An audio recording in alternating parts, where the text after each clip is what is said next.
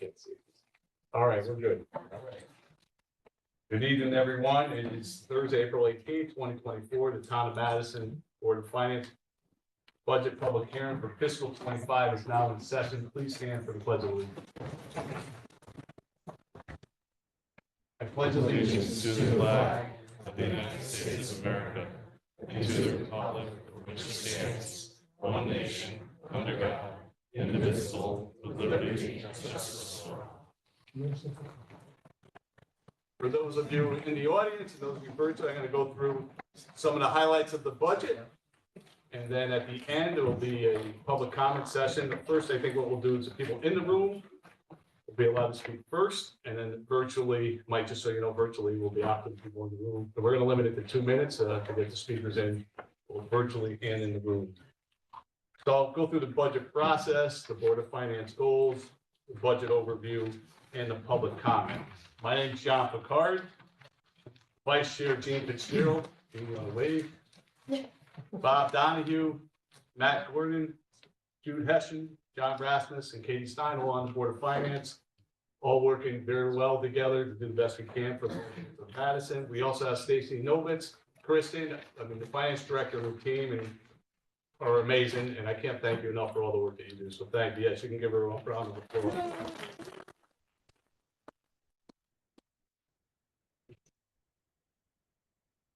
We're going to go to the overall budget process. One more. All right. As most of you know, or all of you know, this is not a quick process.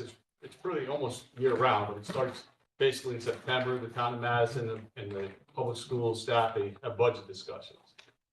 Then in January, the first selectman, she submits the town's recommended budget, and the Board of Education recommends the budget to the town.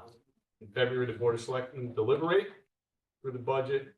The BOE presents a presentation to the town, and then the public hearing with the BOS and the BOE, and they recommend the budget presentations.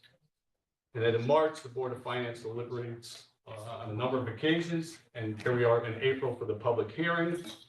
And then the May referendum and the mill rate will be set. The May referendum is the 14th, May 14th, and the mill rate will be set on May 15th. So the Board of Finance, we work with between the Board of Selectmen, the Board of Education, the Board of Finance, we all work very well together, we all communicate, but we're all separate. We all are going to do what we feel is best for the town. It's really important to know. Yes, the Board of Selectmen will make some recommendations. Yes, the Board of Ed will go through it, and then the Board of Finance will go through and do what they feel is best for the residents of Madison. And part of our job as the Board of Finance is first to prioritize the community needs in response to the economic conditions. We really want to minimize the impact of reval and the mill rate impact on our taxpayers. And then we do long-range financial planning. A lot of people have heard, and we've gone through it many times. It's the Madison Investment Plan, short for long for MIP, but it's a Madison Investment Plan. And we do budget forecasting. We have made a serious commitment to investment in our capital assets, and we've done part of the Madison Investment Plan is the plan for our debt service, because we know it's going to grow for a while. And we want to continue to sufficiently fund our capital improvement program. And part of the issue is we can't just neglect it and ignore it, because it just makes it worse as time goes on. I've never seen a problem become easier, it only becomes worse. So we want to continue to address that. You'll see that as we go forward in the slides today, but it's important that not just to ignore it and think that we've done a couple of things and stop right there. And of course, we want to continue to support the operational services of Madison. So the Board of Finance recommended a budget. Make sure we're on the same page. The town operations budget is $26,541,945. That's a 3.12% increase. The capital budget, this is what I'm talking about, it's still almost $5.5 million in there. We still need to invest in our infrastructure. And the town debt service went up 18% to almost $2 million. That's an increase of $304,000. The Board of Education operating budget went up to 63645. That's an increase of 3%. But one of the things that happened here, and again, the Board of Ed and the Board of Finance and Board of Selectmen working well together. But they did have a decrease in the debt service. The debt service, which I don't think anybody here feels it should belong there, has finally moved to the town side. So that is now on the town side. So the total education budget went up with the decrease in debt service 3.3% to 63,645,156.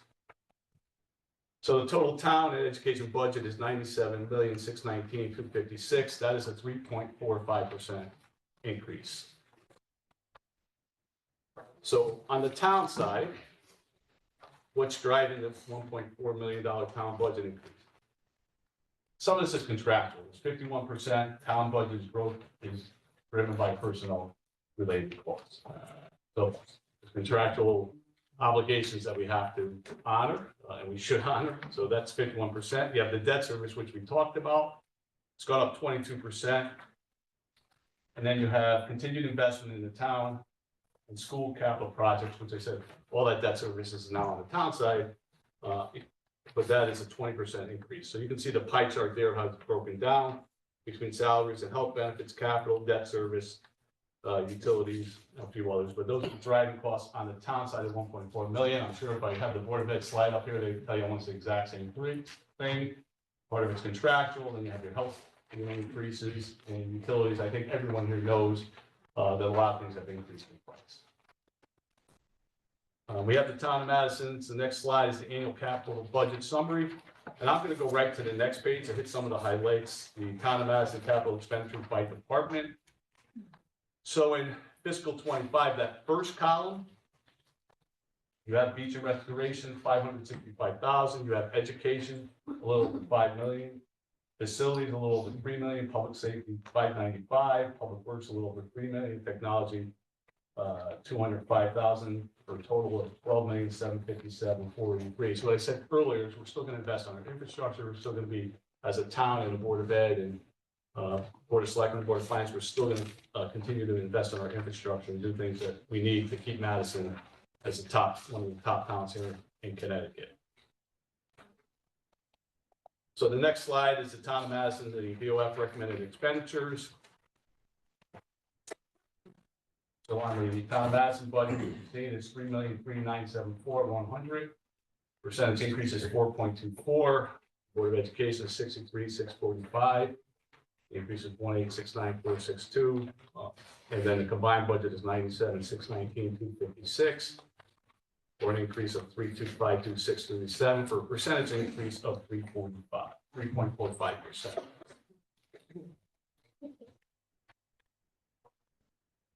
So projected revenue, the reason we put this slide in, a few things have changed, and so we wanted to bring that to your attention. The first is intergovernmental revenue. There's been our state revenue, for a while we weren't sure, and I'm going back a few years, but it's been recognized for the last 3 years. It's been verified, so we put that in the budget, so that increased by 481,000.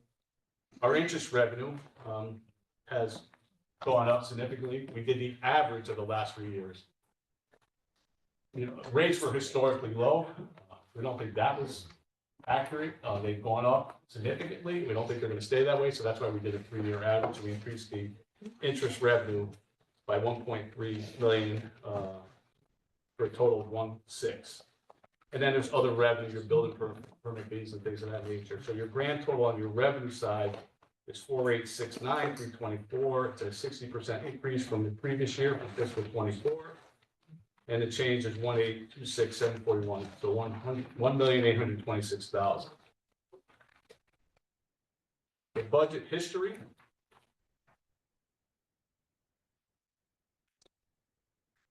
So the total town budget went up 4.24. The total education budget went up 3.03. The combined is 3.45. We did a mill rate change estimated about 26%. The reason it's estimated is there's still some assumptions that need to be done in the grand list. So we are projecting the mill rate to come down about 26.5%. So the relationships of revaluation and the mill rate, basically, as the grand list changes, the mill rate changes in the opposite direction. That's basically, it's not always, not everything's ever revalued the same. The businesses, every house is revalued the same, but that's the goal there. There's a grand list. If it grows, the mill rate changes in the opposite direction. The grand list increased by 38%. The potential decrease of the mill rate is 26.59. That gives you the history of the, grand list versus the mill rate. You can see that moving in opposite directions on that first slide. Go to the potential fiscal 25 mill rate. So one of the things I want to point out for everyone here in the audience, everyone listening at home, and anybody else, we do have a tax calculator on the website. Chris, I don't know if you want to show them quick, but so you can figure out the impact close enough to what it would be. So the total town budget as presented is $97,619,256. The potential with the potential to 22 mill rate down from 29.97. So it's a 7.97 mil decrease, or again, about 26.59%. We do put an example here. If the value of your house has 100,000 assessment and the mill rate's 29.97, it equals 3,000. Of course, you can factor that out. Obviously, if the value of the house is more, it's per 100,000. And again, the tax calculator is on the website. So the value of the 138,000 grand list goes to 3.826 times the 22 mill rate is 3,042. So the potential tax increase in this example is about $45 per 138,256 assessed. So that example, and that's an example because every house is going to be, a lot of them will be different, is a 1.49% decrease. This does factor in the increased revenue and potential $500,000 from our fund balance, keeping the rate lower. So we have the town referendum, which will be May 14th, 2024. The Board of Finance will then meet after that to set the mill rate on May 15th, 2024. So again, I'd like to thank all of you and our Board of Finance and our Board of Selectmen and our Board of Education. I know Dr. Cook is the superintendent of schools. I know the Board of Selectmen are the Dr. Cook's here and chair of the Board of Ed, so I appreciate them being here. And I'm sure there's a number of other people. What I'd like to do now is open it up for public comment. So we're going to do one at a time. We're going to do, Mike, just so people know it. We're going to do in the room first, name and address for the record, and you have 2 minutes to make your comments. So whoever would like to go first, please stand up or raise your hand, or Don't all speak at once. going twice. For the public would like to comment. Going 3 times. I'll wait for you, Bruce, because you're Board of Selectmen. You get a chance to comment. What about the question? You can ask questions. It's not a question and answer session. So you can make a comment. We'll get back to you. So now? Yes. Oh, okay. Name and address. Eugenia Mays, 87 Randy Drive. What are the rules if the budget does not pass? Do we revert automatically to the last year budget, or Board of Finance comes back to the citizens, or how does that work? Good question. Very good question. We'll get back to you with the answer. It's in the charter. There we go. Okay. I'll let Peggy comment. Go ahead. The process would be that the boards would meet, the Board of Finance would meet again, and it can make changes. It can only make reductions to the budget. And then the Board of Selectmen could then call another referendum for another public vote. We have time to have that happen before tax bills go out in mid-June. So it would not automatically revert back. I will just speak from experience. I was on the Board of Finance in 2009. When the town had 2 budgets voted down. And so we were sitting in a very warm room at Polson Auditorium in the middle of July for the second public hearing. And it was a second referendum in July. And what the tax collector did was send out a bill with the old mill rate. And then we had to do a whole nother bill in August with the adjusted new mill rate. So that's just some comment I'd like to share with the board. Thank you, personally. Can I make a comment too? I'm gonna let Bruce talk. Now you're good. The charter actually outlines the process too, so if you want to look at that, it will show you what happens if it doesn't pass. Thank you. Thank you. Anybody else from the audience like to comment? Yes, name and address, please. Yeah, Janet Nicolini, 8 Madison Avenue. Question, I heard there's about 22 million in the undesignated fund, and I think you just said 500,000 would be put against the mill rate. Why so little? Thank you for the question. We will answer that at a future point, but that's not exactly accurate. What is the other accurate? money is. Bruce, anybody else in the public like to speak? Go ahead, Bruce. So I just like to, I'm already on the record as saying this, I'd just like to reiterate it. The Board of Finance added money to the Board of Selectmen budget, a relatively small amount in the grand scheme of things, $10,000. This is monies that the Board of Selectmen did not request, and at this time does not have a use for. So respectfully, my request is that when you vote on the budget, you vote to remove that $10,000 from this upcoming budget. Thank you, Bruce. Anybody else from the public who'd like to speak in this room? For the second time? Yes. Dana Schmaltz, 5 Jonathan's Landing. I just have a question about asking questions. It says that we can ask questions on the advertisements on the Madison Democrats page. So what's the point of asking questions if we can't get answers? So you'll definitely get the answer When? for the end of the meeting. Before the end of the meeting? Yeah. Oh, I thought we could do it now. Why can't, right. I mean, see if there's any other questions, the same question may be asked, may not. So we'll answer the question. I want to be respectful for others. Yes. Barbara Beckerman, 4 Deer Creek Drive.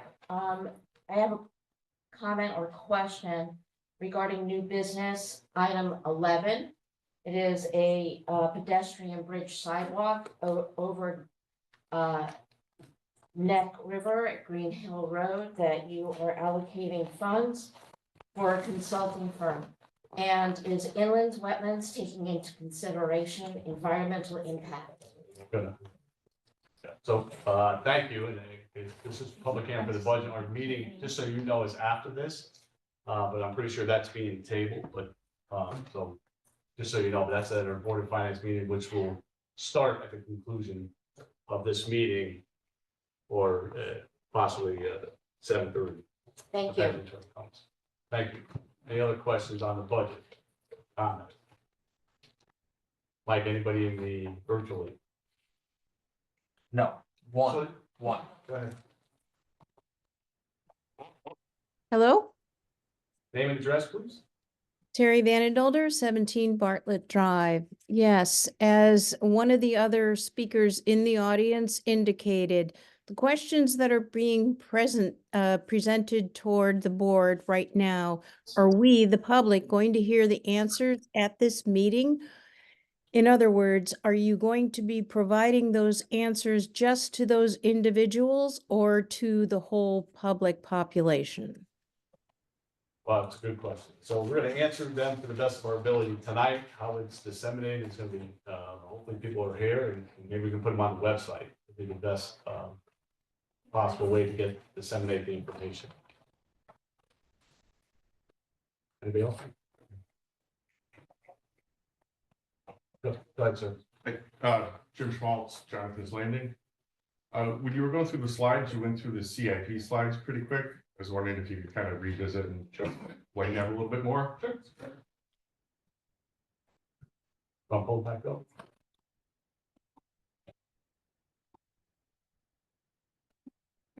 There you go. Which was the previous one? You done with questions? We done with questions? I'm gonna go through. I want to answer the other questions. You just go ahead and read. This slide, Jim? Yeah.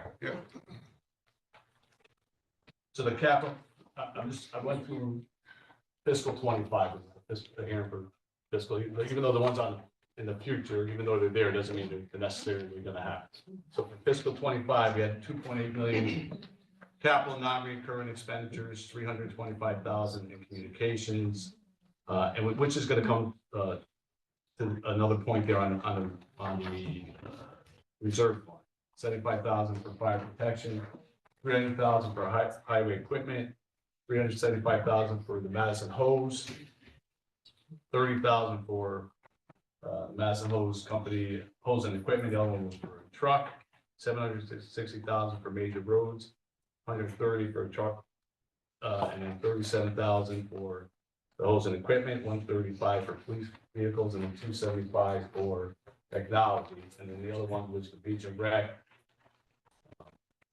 On the next page, the education, general government, facilities, public works, and technology. So I want to partially answer that question. Say, could you just take us through some of the money that we're spending from the reserve fund? So we do have a healthy fund balance, and I'll leave for one, if you spend it, if it goes to reduce the mill rate, you won't have it again. And it may sound like a great idea. What we've done is come up with a way to use the revenue off of that, so it's reoccurring. It's really difficult to me as a member of the Board of Finance. If you take one-time revenue, put it in that operating budget, it's not reoccurring. It makes a big problem the following year because you don't have it. So it's to use the revenue off of that, use it to specifically handle some unexpected expenses. I do know a few years ago when COVID came, it was really nice that we had a fund balance. I know I'm sure people can give you examples during the great recession of 2008 when they had the money there. If it's not there, and some of the work that's done to rebuild bridges and roads during some of those hurricanes, I'll say it here, I'll say it publicly, to wait for the state or federal government to reimburse you, it takes a long time to get it at all. So my stance on that is, yes, we'll use some of it, and we use some of it in the operating budget this year. We're using the revenue off that, but if you use that money for if it's not reoccurring, it makes it a much bigger problem following year. Anybody else would like to ask a question, either in the audience? Sir. The Board of Ed capital CIP, was that on the slide? It was, yeah, 5,770,946. Over the 10-year? That's fiscal 25, sir. Yeah, like you have this, the 10-year on some of this, right, or 5-year? In the Yes. book I'm on. The 5 years up there. Yeah, so you have, that's for this year, right? So you have fiscal 26, 3 million, fiscal 27, 700, fiscal 28, 824, fiscal 29, 1,000,005. Is that, Jim, I'm sorry, just trying to understand the. Oh, yeah, it was, wasn't it like 50 million for the next 10-year on CIP for Board of Ed? I don't have the, I know we have the school now, we have the debt service. Well, besides that, just in repairs and improvements beyond The that. 10-year plan is in the CIP document and it is on our website, so you can see that. I don't have the total Yeah, I think it was right now, but just there over is a 50. 10-year plan included in the CIP I document. also This want is to just a 5-year. Stress, if it's 5 million, 10 million, 50 million, 100 million, I want to be clear, it doesn't mean it's going to happen. Really, your commitment is for fiscal 25, and as you go forward, it's there. You want to plan for it, that's why we have the Madison investment plan. We're trying to factor in debt service, because what we don't want is spikes in the mill rate. I'm sure, so that's part of it. And it gets changed and moved a lot, which anybody here would tell you. I'm sure anybody from board that would tell you also. Yes, sir. Roger Marlowe. No, go ahead, sir. Name and address. Roger Marlowe, 21 Beaver Pond. We've seen all these expenditures and everything keeps going up. When are you guys gonna start cutting the expenses? Because we're now dealing with affordable housing, we're trying to cram through on us. And yet you say Madison's too expensive to live in, but you're not cutting anything. Show me some cuts. Thank you for your input there. I know a lot of things have gone up in price, and there is things being cut out of this budget What? on the Come capital on, side. show us. I mean, I can. That's all right. We've cut money from the Board of Education, we cut money for others, they weren't happy about it, so yes, they're there from the How original much? budget. Never get numbers. What's that? He said you never give numbers. How much? The Board of Ed was 240,000, That's all? that's what was cut. It's a big deal. $400,000 reduced from the staff requested budget. That included $167,000 of savings due to staffing adjustment. We eliminated vacant positions in town. We took $97,000 out of line item savings. We took $140,000 through other accounts. So there was actually a net reduction from the staff requested budget. this year. We actually went through a full exercise and went through every line on the account in the town budget and made reductions, and then also requested staff to cut 1% across the board. About more than 1%. But you have to understand, there's also labor contracts, utilities, other contracts that we have, healthcare. In this, you don't have my presentation, if you go back to that will show you healthcare was a significant number, so, and we even made reductions to the healthcare plan, so there was a lot of reductions made, but there's some costs we can't control or change, and we have to absorb them into the budget. How much There was do a the lot town of employees reductions pay made. contribution to Thank you for their your health? comment. Listen, I don't want to turn this into a back and forth. Leave an address, and I'm being, Jim. The other question on the CIP.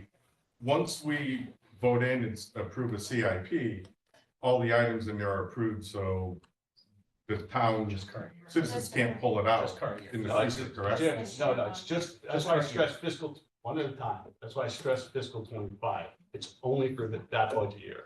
That's why I said, they can be changed going forward. When you mentioned a 10-year plan or 5-year plan, it's a planning tool, but it doesn't mean it's going to happen. When you vote on it, it's for that year, for fiscal 25. So if things can be pulled from it if they're not approved the next year, They often are. Yes, they offer it. by us or by you? Well, you don't have to approve the following budget. They'll be up again the next year. Sir? Dennis Crowe, 141 Twilight Drive. The slide you just had up there, with the total capital expenditures. That, no. That one. That one.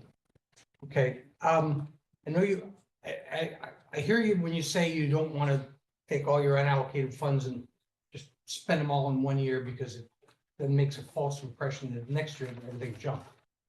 What I see on here is every year it goes down, well, almost every year. I mean, it jumps back up a little bit at the end, but I don't see an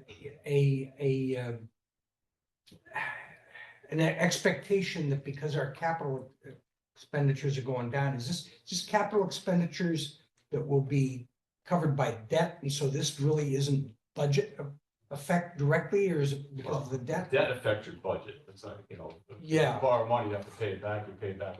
But you pay it over time. Correct. You pay it So over those time. numbers don't reflect what's happening in that year's budget. They reflect what will be added to debt and then spread out. So I'll answer your question. If some of it's borrowed for, that's absolutely true. If you're using some for the general fund, that's not. If you get grant money, it's not. So yes, some of it could be spread out over 20 years, but if it's a capital side and you're bonding for it, it won't be affected this year, but it'll affect it going forward. So if I Good. can, if you don't mind, if you go to the slide before, Dennis? I'm sorry, I didn't hear you. If you go to the Slide before. this slide before, this is what is reflected in the budget. This is what we vote for. And I apologize, the total on the bottom is not showing, but this is what you go to referendum and it's included in your budget that you vote for. The next slide is what is coming out of our reserves. So we put money into our reserves every year. For 5 years, we could put in money to buy a fire truck in year 5 and pay cash. This right here is. These are capital expenditures out of various items, as John said, bonded grants, and capital project reserves. So we build up reserve balances in order to pay for these capital expenditures. So this is not what you're seeing when you go out to the referendum, the other pages, but this is what that page is what we plan on paying out of our reserves, bonding, grants, or donations. So if there's a fire truck that's 200,000, they put 40,000 a year in and buy So the we capital. save into our reserves so that we can purchase and make these construction projects or purchases out of the capital. Some of it, not in this side, it's also by grant. Andy Palambroso, Horse Pond Road. We have a reassessment this year, right? Correct. And taxes are gonna go up quite a bit on our house especially. Why are the towns spending so much money on schools and the academy school project? At the same time, they'll get reevaluated.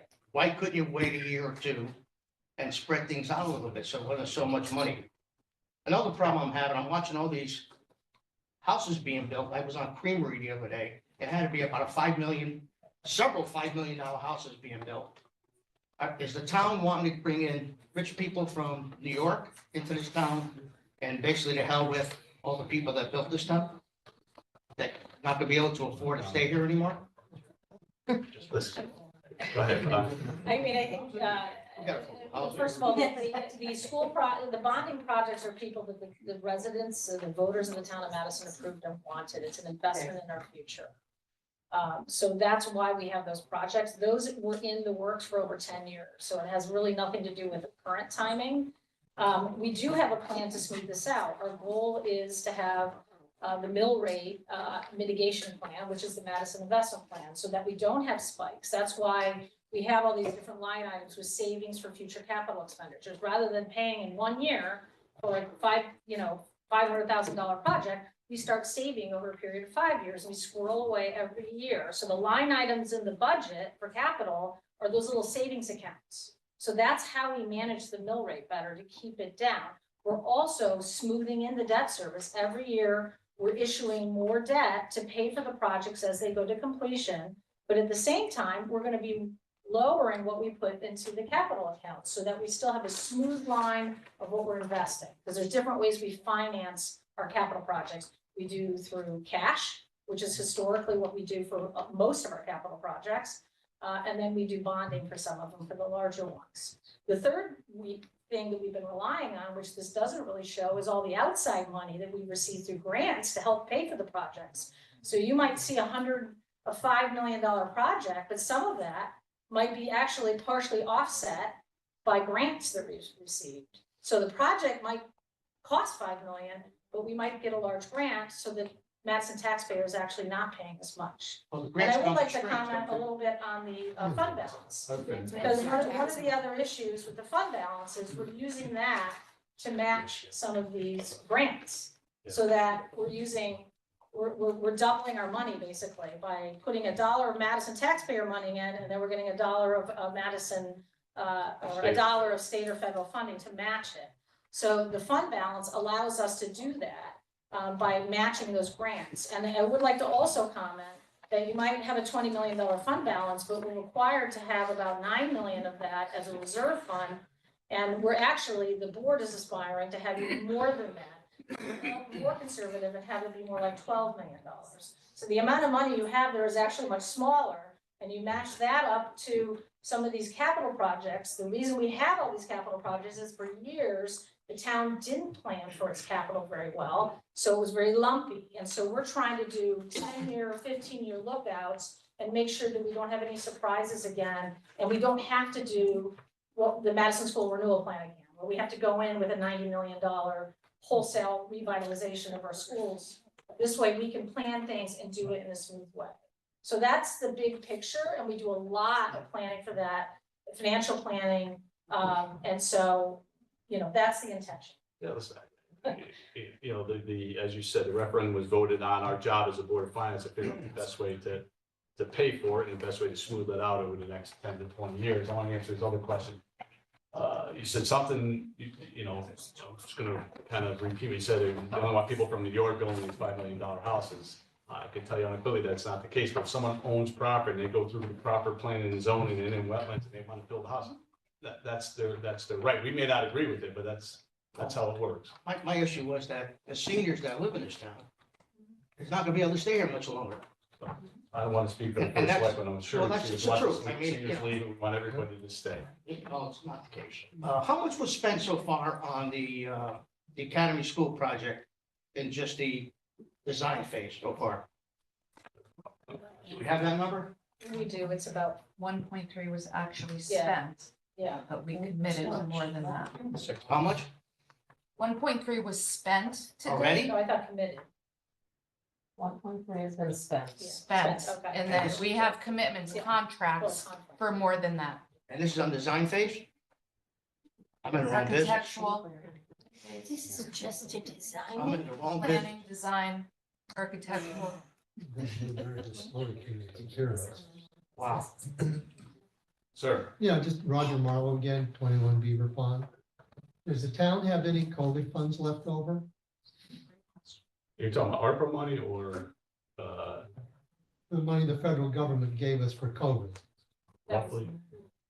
Um, It's something. We have, if you're talking about American Rescue Plan funds, because there's lots of different types of COVID funds. We didn't really get any other COVID funds except for what we'd submitted for like PP&E a few years ago. The town did get $5.3 million awarded to us as part of the American Rescue Plan. And we're figuring out how much is left right now, but it might be $300,000, $300,000 or $400,000. We had some projects they were committed to that we realized there's deadlines and you have to spend this money. And so some of those deadlines we may not meet, so we're gonna redeploy them to some other projects. How's that 1.3 broken up to? Who got what, when, and where?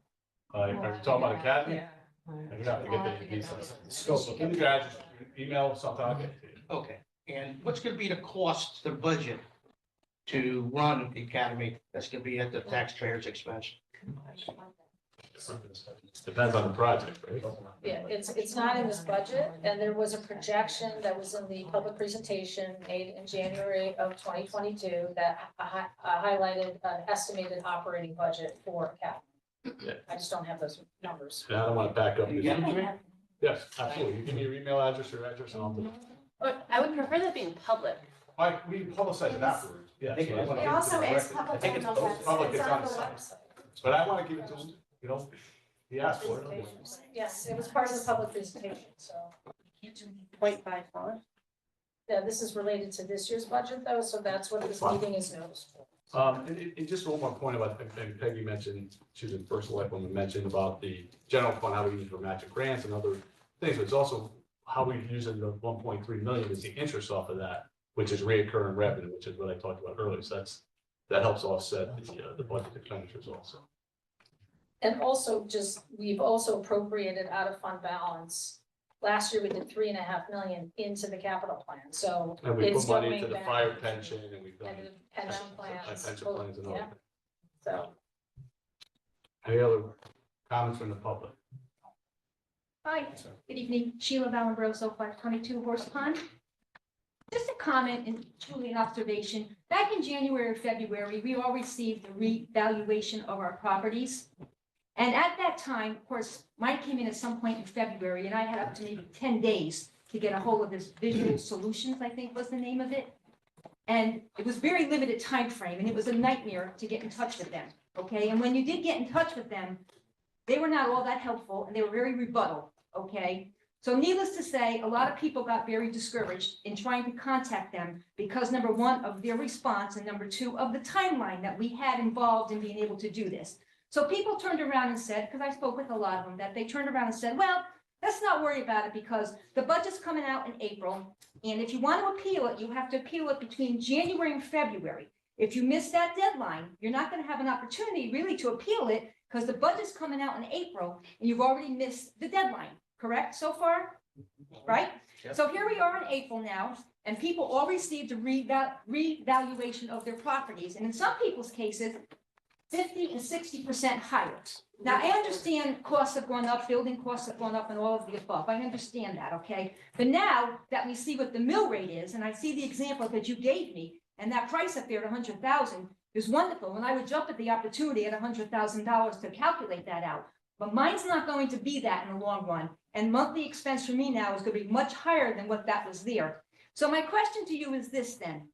Why couldn't that revaluation come out after April? So now people actually see what in fact they're going to be paying. Because it's not going to be a wash, it's going to be an increase to many people, okay? It's not going to be from 28 or 29 to like maybe 20 people were thinking. And they would think, well, maybe $100 a month is not bad. But for some people, it's going to be beyond that. And I'm one of them, okay? So I'm just asking why we couldn't have had this revaluation come out after the budget. I understand your budget meeting is in April, and I understand the concept behind it. But now people are basically, unfortunately, at disadvantage because now there's nothing they can do about it because they missed the appeal process. So now they're kind of stuck with this. So that was my question. Why couldn't the revaluation have come out after the budget that was identified here today? So that's a, listen, I like the comments, a great question. I don't know if anybody remembers, it used to be the state mandate, you had to do a reval every 10 years, and then they changed it a number of years ago to every 5 years. So it's a state mandate, when we do it, you have to do it. It used to be, I don't know if you can hear me, I'll say it a little bit louder. Years ago, it used to be a mandate, every 10 years you get a reval.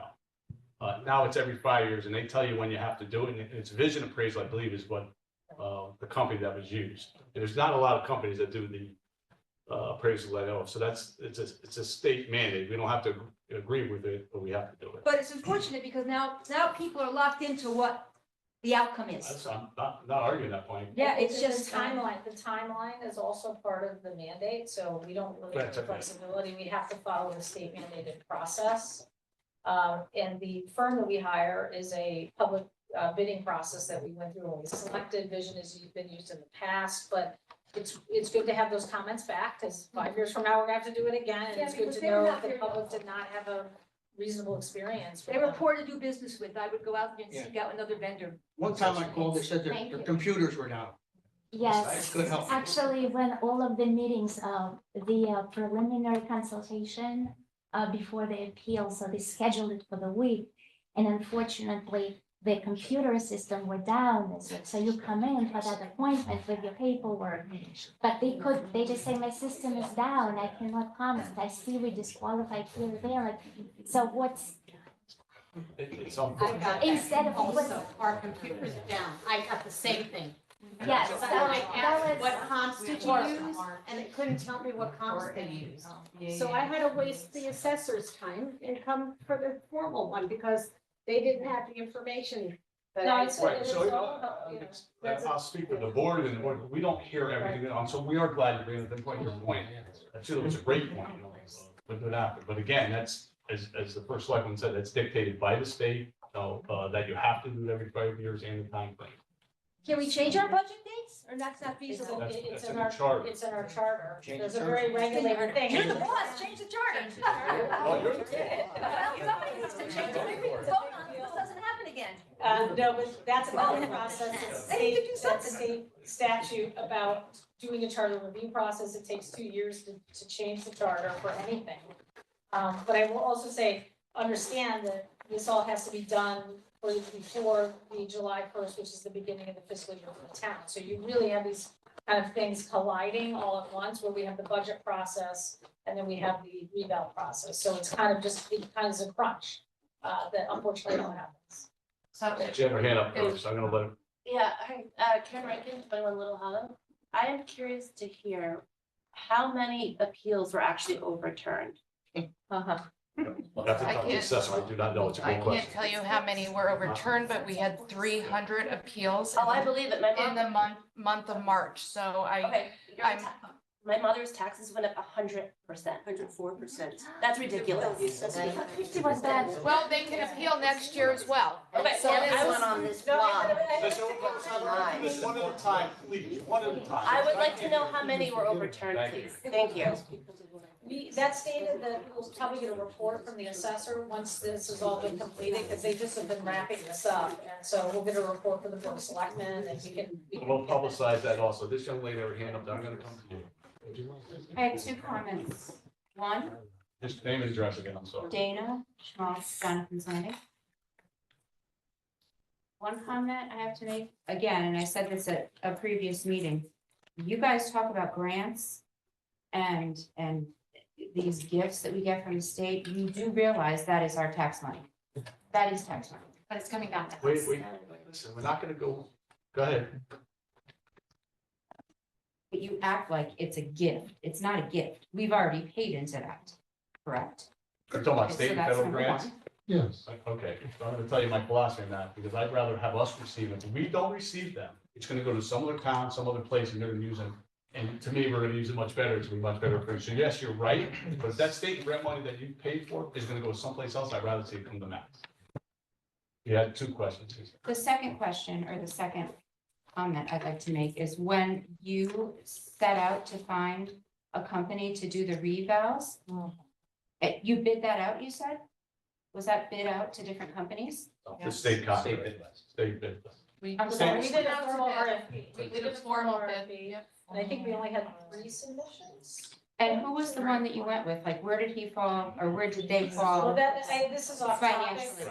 No, it's not off topic. I'm asking, I'm making a statement. We can And get I'd like an information for answer. that, but that was done 2 years ago. It was a 2 years ago. formal process I for think it's interviews. funny. I mean, what's I'm not funny about laughing it? at anything.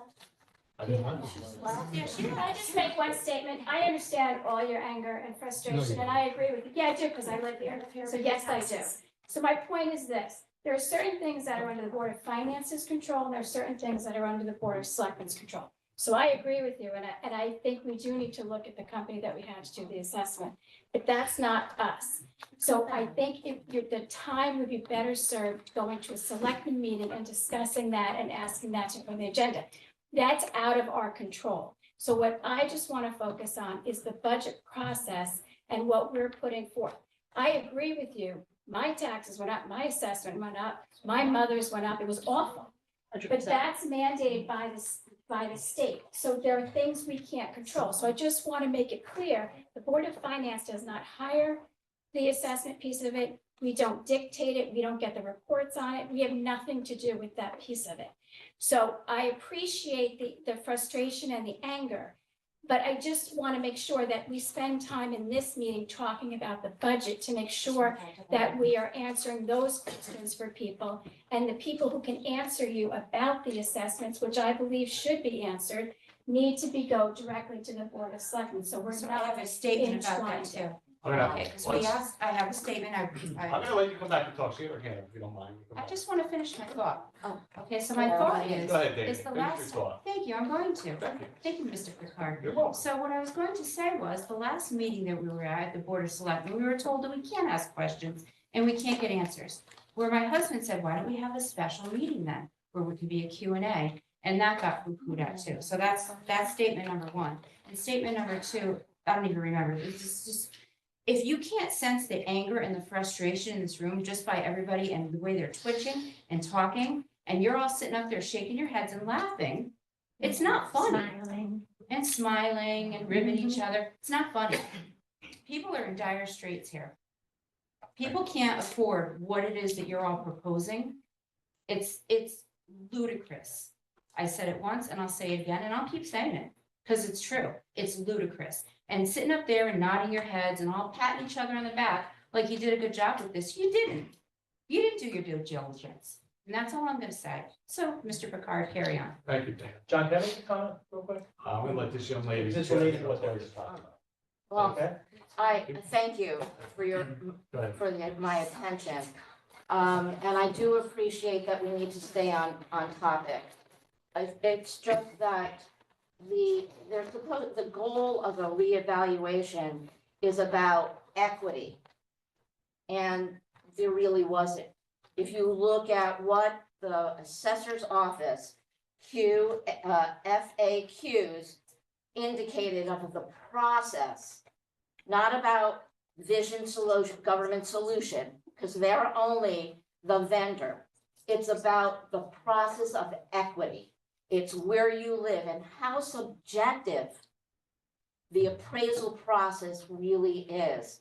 And that doesn't always equate equity among homes, comparable market values for homes.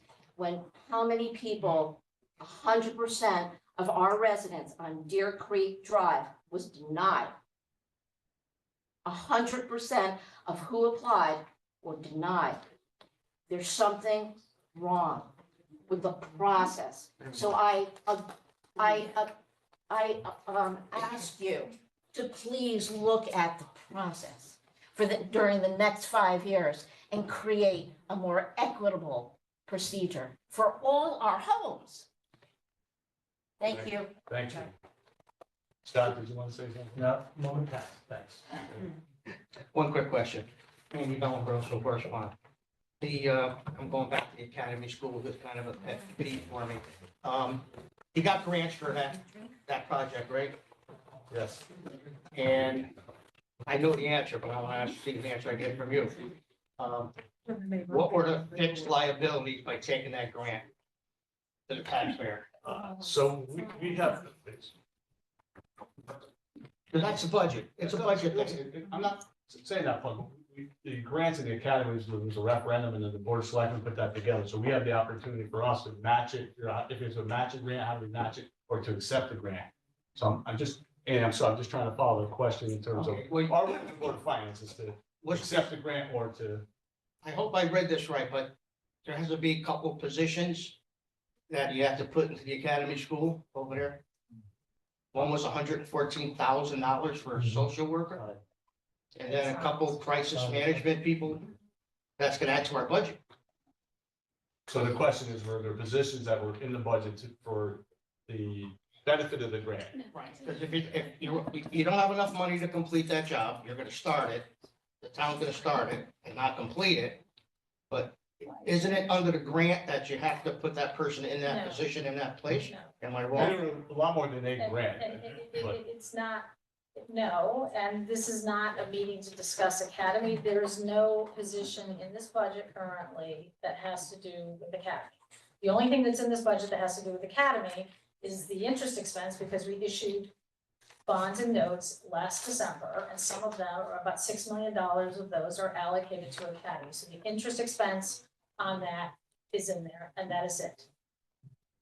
So the positions that were discussed that were presented to the public back in January 2022 were related to when the building opens, what would the staffing requirements be for programming and for taking care of the building? And that is not in this budget. The building hasn't opened. This young lady had a question first, I'm sorry. Well, Put that no, money already. just a comment, so I understand the revaluation process. I was a real estate agent, so I know what goes into that, and that you do look at the comps and you do look at the, what things are selling in the area. In my neighborhood in particular, and I think a lot of homes south of Post Road, our assessment actually went up. My assessment personally went up 76%. So when I, and you may say, okay, your house is worth a lot more, yay, you could sell your house. Well, I don't want to sell my house. Or, I bought my house for, much less in 2008. I don't want to leave Madison. I don't want to sell my house. So the fact that it went up so much in value, really, to me, it is not worth it. I would rather it not have gone up in value so I can afford to stay here. So the issue is when you see these increases in the budget, and then you're on that bad end of having, a 76% increase, this hurts. I mean, any increase hurts. So when we look at things, that maybe are nice to haves, but not necessary, not absolutely necessary needs for the town, we get upset with you guys because we feel like you should be more sensitive to those of us who have this issue now with this reassessment being so high, and just, we're not rich people, but yet, our homes now are worth close to $1 million. Well, great, whatever. But essentially, it's forcing a lot of people to say, we've got to sell and get out of here. Yep. And sell to New York people for their second homes. Okay. Part of that is the process too, we understand that, and I opened with that reevaluation, everything's evaluated the same, it's just not, and it's unfortunate, but that's the way it is. You understand, I know, Jim had his hand up first, so go to him. Go ahead. Yes. Trying to understand how the grants work. Just the name and address again. Sorry. Jim Schmaltz, Jonathan's Landing. Was trying to figure out how the grants work with the budget. So like we got a grant for Garvin Point. It was $700,000. Part of that required us to open it up to the public and only charge like double what we do. So it significantly reduced a day pass for non-residents. So we pay $40, they should be paying $80 for an annual pass. How does that number, conflict with the money that came in? Is there like, it's not really 700,000. I think a better example is a grant that we're looking at for Academy is $3.6 million. Requires us to create a second responder position to work with the PD, which I never heard we had to do that. It's in the papers. It was $114,000 to create a second responder, social worker as part of Madison Youth and Family.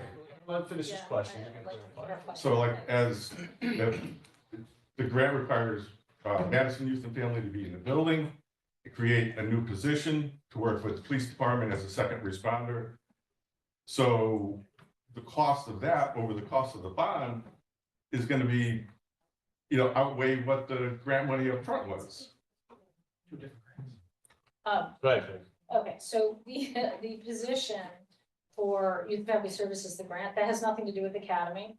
That is actually a police department position that we did a pilot program 2 years ago. It was very successful and it was actually gonna go into the budget.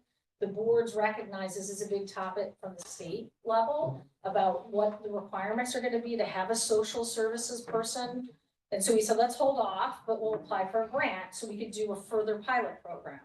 So that is separate, and that grant was to hire this person in. And we're not committed to keep the person on. After that, we're seeing this as a pilot program again, that is totally independent of Academy and Youth and Family Services.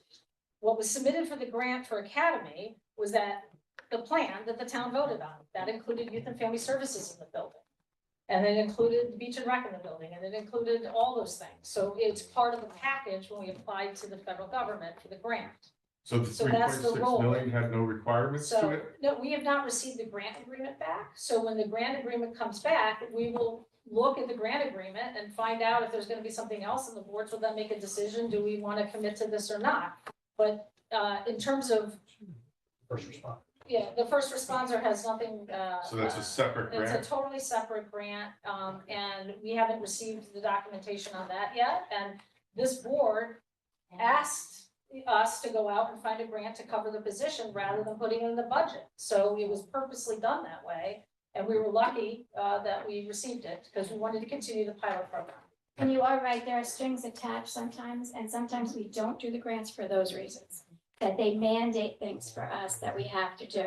Sometimes when we look at the 5-year fiscal planning, we say it's gonna, in the long run, it will You're gonna own benefit us. that. We It's can not own worth it and it's okay, we plan for it, but you are correct. Some of them are not worth doing because it does put more burden on the taxpayers. And that's something each individual grant is looked at.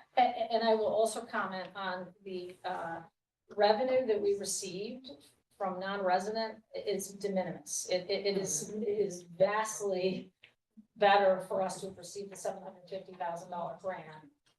And it's only during the construction period that those requirements were, and I can tell you, we've capped it, the number that we sell, and we have data to show that there's hardly any impact, there's no impact at all on our operations to Is that requirement. So we Putting a can cap and provide that. a So- restriction on it, of liability, because it's not in the grant paperwork. And it doesn't have an expiration I on mean, it. if you like, we can have an offline conversation about the grant, because that's a very different topic. It's not related to the budget, so. Okay, and then you said that, the grants can be matching, or, so the grant, like in Academy, comes off of the budget. It doesn't match to it, correct? It comes off the bonding. Right. Off the bonding. Right. So We you're netted gonna bond against 7, the and you got bond. 3.5 million grant, now you bond 3. That was required when it was voted on by the public. The bonding resolution requires that the grants, any grants received be reduce the bonding. Thank you. And thank you for clarifying That is- the other. No, she answered mine. Sure. Okay. Do you want to see if anybody Yeah, online has a I hand want- raised? I'm just wondering, is there Got it. anybody online that has a hand raised? Yeah, I've got a couple. Yeah. Wait, So, you got one? You got one there. See her. yeah, no, I'm just saying we're trying to balance because it's the room. and the- Yeah, I know. That's- Elizabeth Wilson, Dairy Hill Road. I heard somebody talk about the ARPA funds, and I wanted to just invite, I'm not sure if it's what board would be in charge. The town of Clinton is using their ARPA funds to help their residents cover co-pays for mental health care. And I don't know if the funds are still available here in this town, but that could be very useful. I just wanted to Yeah. throw that out there. It's really helpful. Thank you, Elizabeth. And second, I was trying to figure out, where I could see the numbers of people that Madison Youth and Family Services service, each year. I'm just kind of curious about that. I'm not asking for any HIPAA information, obviously, but just numbers. We have those numbers, it's just not available tonight. We should get them out and put them on the website so everybody knows. When do you think those might go up by? I have to go back. Scott has done a lot of presentations and as much requests. I'm sorry, people are talking. And it's hard to hear up here too. Excuse me, folks. Can you guys up stop there? talking? Sorry. It's hard to hear over there with your side conversations. So the director has presented those numbers a number of times, so we just have to track them down, and we can make them available. Thanks, Elizabeth. Mike, anybody online? Yeah, I have two. Go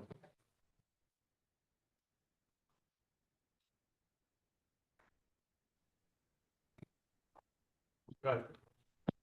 Hi, I'm Joan Walker, 39 Stepping Stone Lane.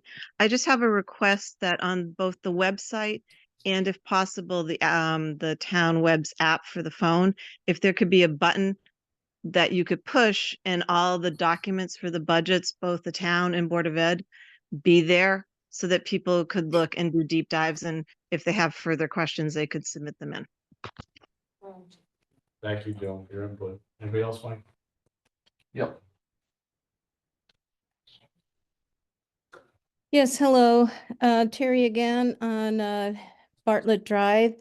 I have a number of questions which I will just read off and then you can choose to address them when and how, but I would hope that the answers would be available to the public and that how they will be available will be announced by the end of the meeting. First of all, I know that the first select woman mentioned that there were certain positions that were not filled in the town, but with regards to the increase in the town budget, how many new employees are part of that town budget increase? I know that there was an assistant that was hired for this first select woman, and there was a request by the police department or certain individuals to hire 2 more police officers. Was that approved? What percentage of overtime is requested in the police department budget? And is this an automatic approval year after year? Who has oversight of that overtime request? As we all know, most of that overtime goes in toward padding the retirements.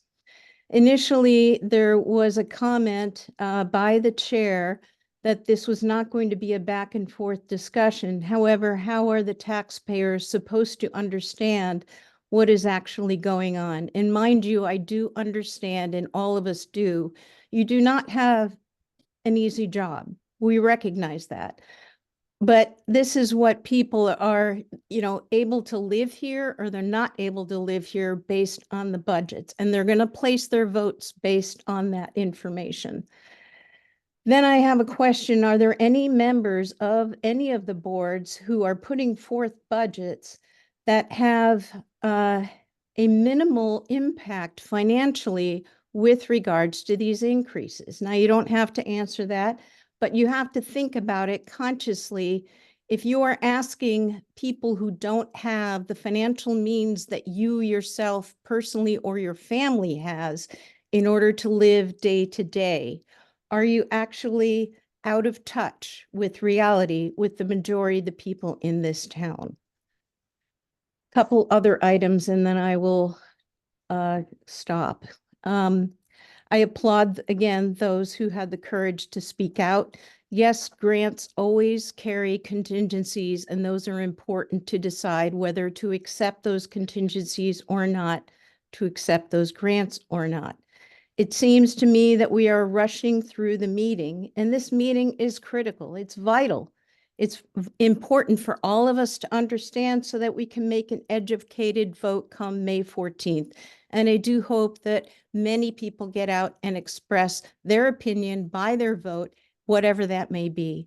With regards to the ARPA funds, Why on earth would we need to spend $50,000 to tell Madison people that they're passing the Madison boundary line when we have holes in some of our roads that are, let's face it, they're impacting the ability of us to be able to drive safely? And why do we have to set the mill rate after the vote? Again, I want to leave you with one comment. And this is a quote by William Wilberforce. Having heard all you have heard tonight, you may choose to look the other way, but you can never again say that you did not know. Thank you.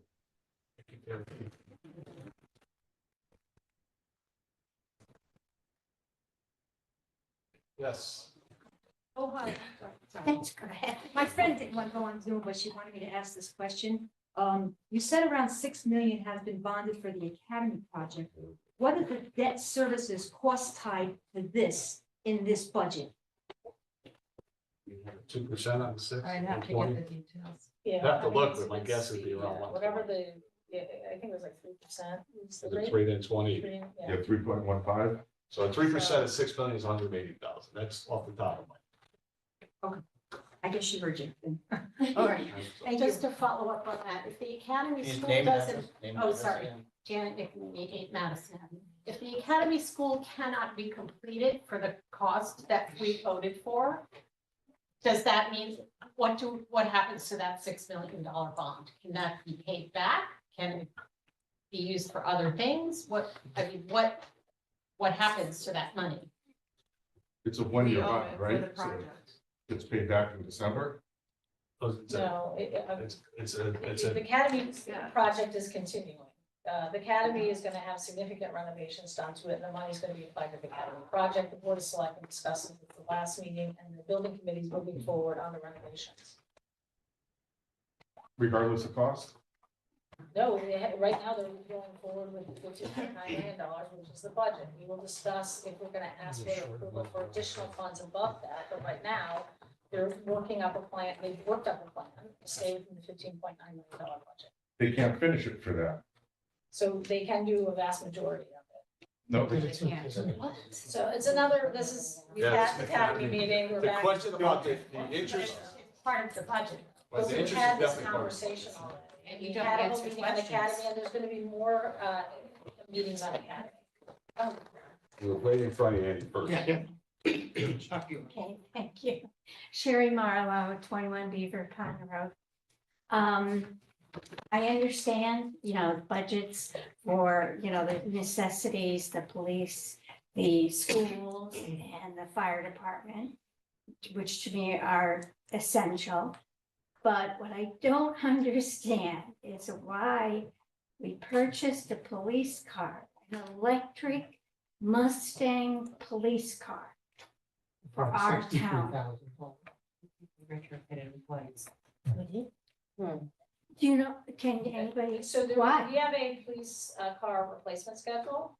And there are gonna be requirements by the state in the long run to convert to electric vehicles. So this was an opportunity to do a pilot program with the electric vehicle. It's an administrative car. When you talk about the price tag, that's because there's also loaded into that a lot of technical equipment. Police cars are very expensive. I understand. So it was because- decided, rather than buying a standard fuel car, gas car, whatever, we would try out what it means to have an electric car, because we might have to convert our entire fleet. So this would be preparing for the future. Well, it's, So- the future isn't here yet. The replacement And, vehicle. a Mustang, That's all that's out there. They make it's not like they're like, but this was a decision, this was last There's year. a lot of state police so, cars yeah. and Mustangs. but that Exactly. can't, that was an expensive purchase. And we have another expensive purchase coming up with another fire truck. Are we going to get an electric fire truck? Because this is the type of stuff that all of a sudden pulls out of, the garage, and you see them and you say, where did that come from? Who paid for that? It's been part of the replacement plan for all our vehicles. We have a long-term plan. The fire trucks have a long-term plan. And we, purchased vehicles that meet the needs of the department.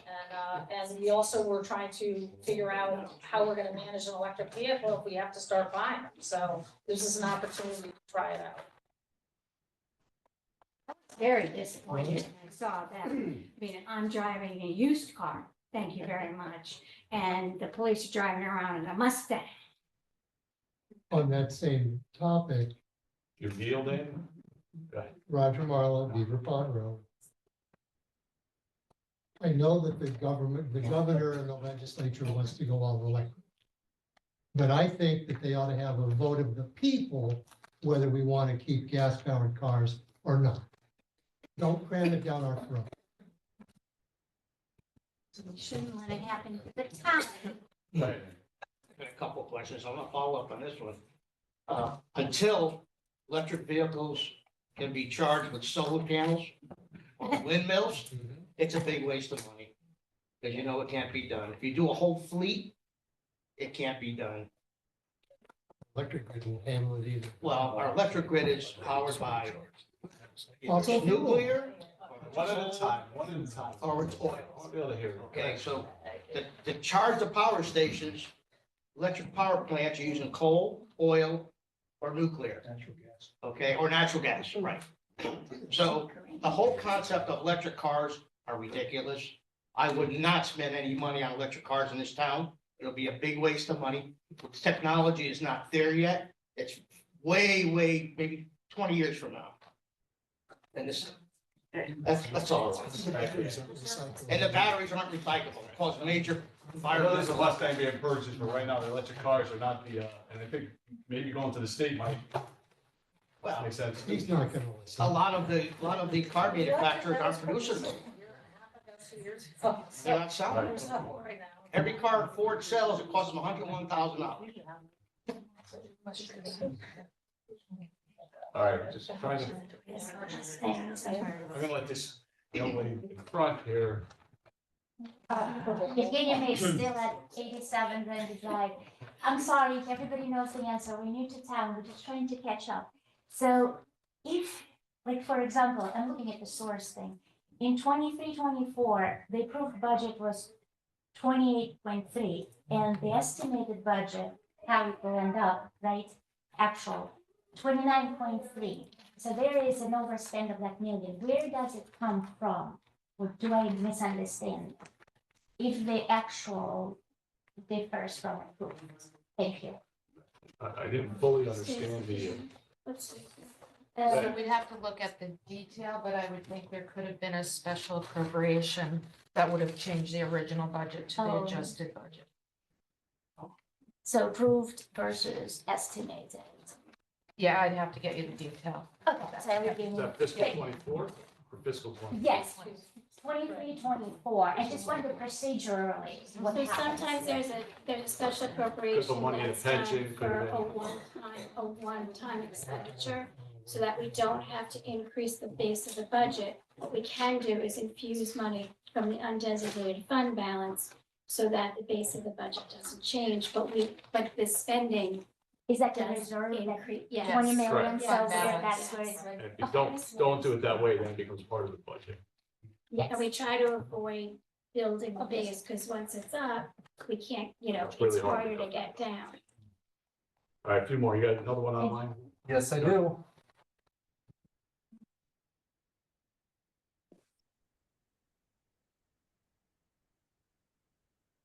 Hello? Can hear you. Yes, can the car replacement funds for Yeah, name and address, please. the police and fire trucks be revised? This is Beverly at 181 Durham Road. Beverly, the question was, can a car in? But the replacement funds that you've mentioned for both the police and the fire trucks, can those figures be reviewed and revised? They are every year. We do it every year. So before they're expended, yes. And sometimes if you look at the CIP, which is our planning document, if you look at it, Sometimes we do push things off if we feel the vehicle is still in good shape. In one fiscal year, we don't want to expend more funds than we have to, so we move it to a different year. And therefore continuing to try to maintain that balance in the CIP expenditures. And can I just go? So for example, on CIP this year, I think, wasn't there an axle that we bought? And they used, their parts into, so we're not just buying new vehicles. All of our essential services are looking for the most economical way to replace their vehicles. And then we, as the CIP committee, look at that and decide in what year it can be afforded. So not everything is brand new. To answer your question, Beverly, yes, there can be changes. A few more. Yeah. Jim Schmaltz, Jonathan's Landing. On the academy budget, there was a meeting, Al was there. I had some questions on it regarding, the process that we're going through. Doesn't seem like it makes sense. So there hasn't been an updated hazmat study on it. There was one done in 2018. There's an evaluation back then, an estimate just for asbestos was over $800,000. Found out at this last meeting and through reading estimates through the FOIA request that they put an allowance of about $500,000 in. So they never told the estimators that there was the abatement needed. And now we're going to start doing bids and design documents, trying to get an estimate again, but we don't have a cost of what the abatement's going to be. And we also don't have a realistic level to give them. They're going to be thinking they're starting at zero and building where things are going to be destroyed during the abatement. The floors have to be torn off, there's a lot of destruction that's going to go on, and they're not doing that. And I don't understand why, as part of that budget, it doesn't happen. It seems like you're, looking at drapes and you haven't dug a foundation. I think, can we speak about like how that, and when it goes over 15.9, how is that going to go into the budget?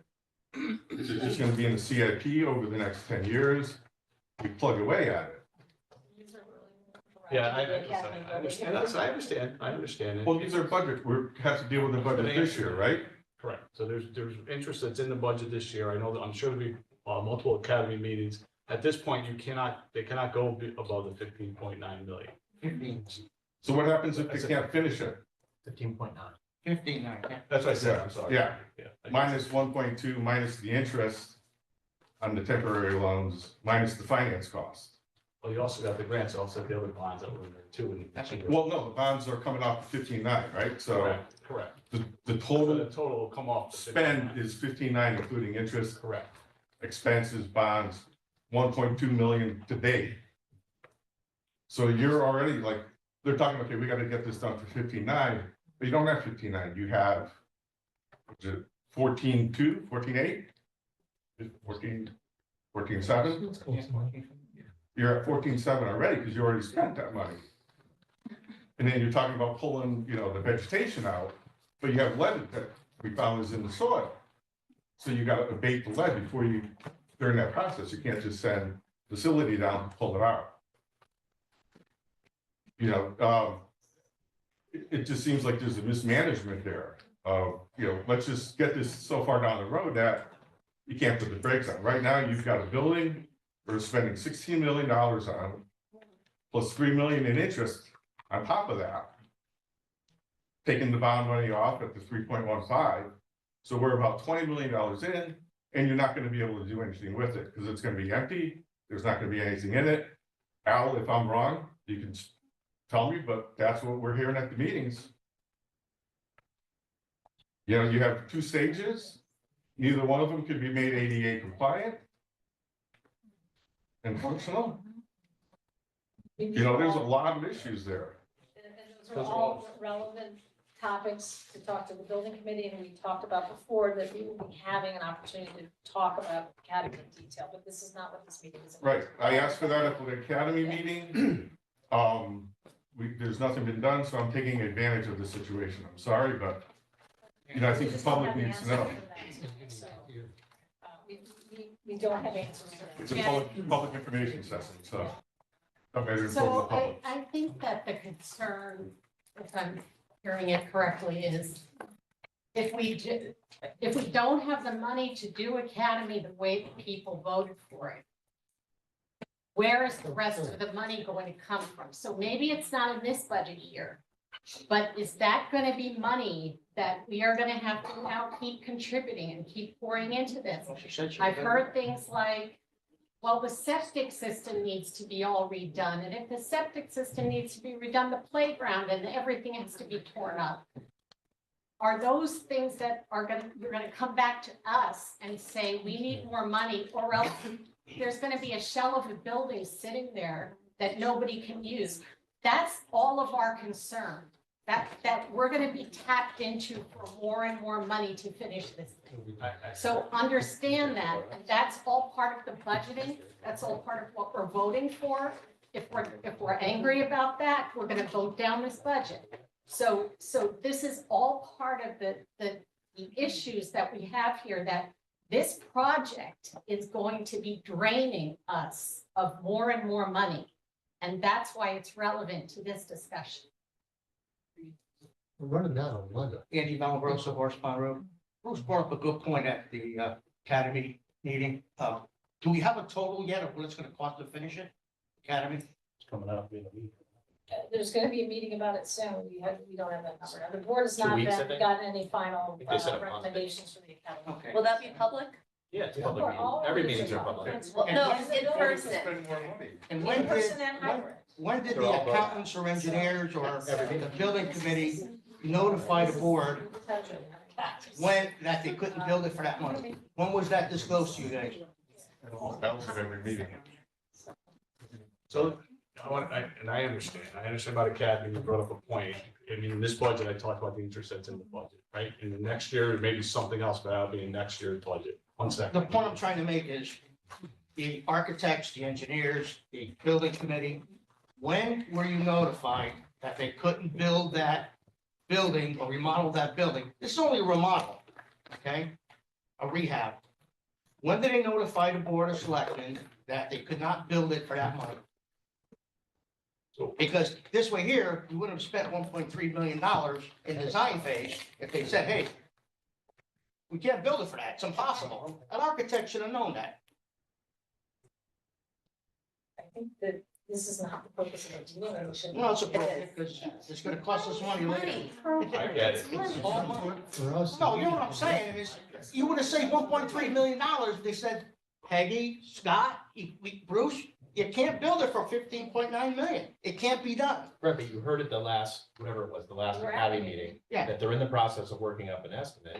And that's probably gonna come back to us in 2 weeks, and that'll be a publicly noticed. That and should you'll have been an done. opportunity to talk about it. That should have been done Months when ago. you went to them. But it wasn't. With the whole But it design. wasn't. So But that guy should have told you, you can't be built for that money. Let's not waste the taxpayers' money. That's the only point I'm trying to make. I've been doing this stuff for years. Thanks for your point. Thanks, Andy. I do understand. I'm just trying to save people money. That's all. Anybody from the public would like to speak? When you go pay $6 a pound for hamburger now, I mean, it's, you know. Gotta save what we can. Anybody from the public would like to speak? Second time, Mike, anybody out there? I got two. Go.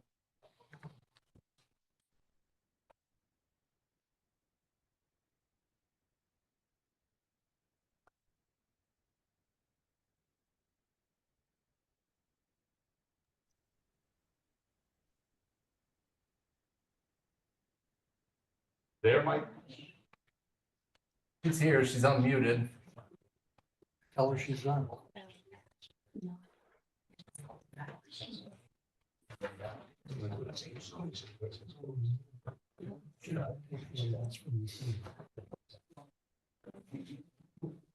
Yes. Nothing. Anybody?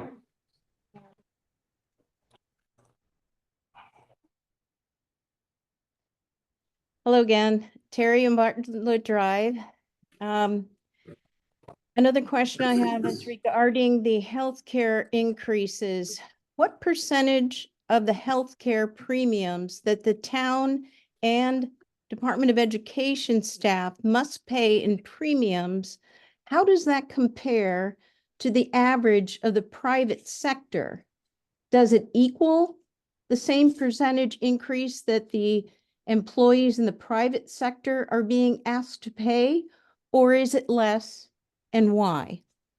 And with all of the comments and questions that you've heard tonight with regards to Academy, I really truly hope that the leadership in this town doesn't dig its heels in and follow the comment or the adage that one man expressed at the last Academy meeting, which is, if you build it, the public will have to pay for it. Again, remember that whatever you've heard tonight, you may choose to look the other way, but you can never again say that you did not know. And I look forward to all of the responses from all of the questions that the public has given tonight. And I thank you for all of your service, indeed. Thank you, Terry. Anybody else in the public would like to speak? For the second time? One closing comment, Roger Marlowe, 21 Beaver Pond. After you've all listened to us tonight, what is your general undertaking of what you understand we're trying to relay to you? I think everybody here was listening. We understand there's frustration. We understand there's some issues with Academy. We understand the reevaluation process could be better. And we also understand that I think everybody would like to have a little more relief. Can the other people answer that too? This is a board of finance. I know, but everybody's an individual here, so. Everybody's individuals. I would agree with what John said. That's what I heard. I'm gonna see if there's any more public comment, then I'll allow them to answer. Okay, fair enough. Anybody else in the public would like to speak? Second time. Third time, there being none, the public information session is closed. I want them to answer. I also wanna. Terry had a couple of questions. Peg, if you want to answer. Positions not filled, the new officer.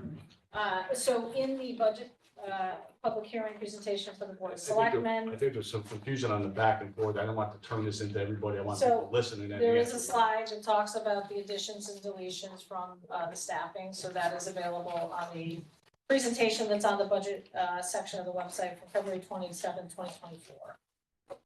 Healthcare. I mean, the percentage of OT is in the police department, in the budget there. And then she mentioned something about healthcare compared to what the private sector pays. I mean, you know, guess what the private sector pays, you can relay that. In terms of- I would just make a comment that our peer group analysis is other municipalities, because that's who we're competing with for our workforce. So that is typically how we do, although many of us as volunteers and now all work in the public private sector and understand there is a differential between the two, but there's also a differential in pay. So I'm gonna, Stacy and Kristen and the Board of Finance and Board of Selectmen, Board of Education, I want to thank you for being here. We're gonna take a 5 to 10 minute break and then we'll have our Board of Finance meeting. But I want to thank all the public for being here also. We do appreciate your comments and Mike, thank you too. I don't want to forget your transport. Thank you, everyone. Board of Finance meeting is now in session. I'm sorry, Mike, you good? So it is. Okay, Mike, 8:38 PM. I know this meeting was supposed to start at 7:30. I apologize to the public. Thursday, April 18th, the Board of Finance meeting is now in session. Please stand for the Pledge of Allegiance. I pledge allegiance to the flag of the United States of America and to the republic for which it stands, one nation, under God, indivisible, with liberty and justice for all. Need a motion to approve the minutes of March 18, 2024. You gotta leave that open for a public meeting. I'm sorry. I'm sorry, my apologies. That's okay. I appreciate that because you want to keep it quiet. you can kind of shut it a little bit though. Yeah, leave it cracked. Thank you, Matt. Technically, Second. that does- Yes, thanks. Thank you. Any amendments or corrections? Seeing none, all those in favor signify by saying aye. Aye. Any opposed, abstentions? That motion carries. Considering the public hearing, the chair's comment, thank you everyone for attending from the public and for our Board of Finance and our finance team and the Board of Selectmen, Board of Ed. So thank you. So I got some very short finance committee member comments. Matt? Yes, getting through our first, for some of us, our first public hearing was good. But I think we should probably take some time also to address the proposition that Bruce brought up about reduction in the special board of tri-board meeting and then during the public hearing. Okay. Any other finance member comments? I just want to thank everybody that came to the public hearing. I think it's always helpful. We don't often get members of the public at our meetings or feedback, so I always find it very beneficial. So I appreciate the comments and questions. I'll always say and remind the public that none of this will go overnight. And there are meetings and there are votes and there are things that the community can do to have their voices heard prior to final votes, prior to having to pay for things that were voted on by the town. And I encourage people to continue to come out, but I encourage them to come out sooner. I encourage them to look at the budget sooner and to be part of the discussions throughout the fiscal year with the Board of Selectmen, who are the planning mechanism of the town. And that may help in terms of being able to have more timing that they can have their voices heard and articulated and questions answered. Thank you, Jamie. Finance committee member comments. I guess I'd just like to echo some of the sentiments. I was really pleased to see so many people show up tonight to express their thoughts. It was very important for us to hear those thoughts being expressed. And I hope that indicates that there will be more participation in the future. Thank you, Judy. I just wanted to say that, you know, transparency is always key. And I think that it's very important for people to have the opportunity to be able to have their opinion, have their voice heard. And I think that it's also important for us to realize that people are also entitled to have different opinions. And it's always good to hear everything from everyone. Any other finance committee member comments? Our first selectman's here. Peggy, would you like to say a few words? Yeah, well, thank you to the public for providing their input. This process did start quite a while ago. We have heard from people. We've made a lot of efforts, I think, to address some of those concerns, but there's going to be ongoing conversations about all the things that the public is concerned about with expenses and projects in town. I encourage you to attend the Board of Selectmen meeting because pretty much everything that gets into the budget from a project basis is voted on, discussed at Board of Selectmen meetings and oftentimes Board of Finance meetings as well. So there is a lot of discussion on these decisions that goes over time. And, you know, I think sometimes we can't answer questions off the cuff because we know if we say something and it ends up we're calling something incorrectly, we are also beholden to that. So you know, I encourage people to email, and we always try my office or to the finance department, and we do try to respond as quickly as we can with detailed answers to questions. It's just not something that we can oftentimes address right away. And so that's why sometimes we can't be as responsive as we want in these meetings. And I also just want to thank the staff for all the hard work that goes into the budgeting process as well, because this does start for town staff really in, you know, October. Well, July 1, actually, the new fiscal year, we start working on our capital plan, July 1 for the new fiscal year, and then we start working on the budget in October and November. So it is an ongoing process. So those are my comments. Thank you. Any questions for the first selectman? We have citizens' comments. Anybody from the public who'd like to speak? Can I talk from the public? Sure, Bruce. Bruce, Dairy Hill Road. I just like to echo Jean's comments that there is a cadence to how we plan and discuss and vote on these important decisions. The cadence is decades old, and the time to get involved is is in the beginning of those discussions. On the eve of setting the budget, it becomes difficult to do. And so I appreciate the patience you guys all showed in hearing everybody's voice tonight, and would just echo, if you are concerned as a citizen, as we all are, please get involved in the early parts of the conversation and stay involved all throughout. Thank you, Mr. Wilson, for your input. Anybody else from the public who would like to speak? Mike, anybody, Nobody. second time? Third time, there being none, public information session is closed.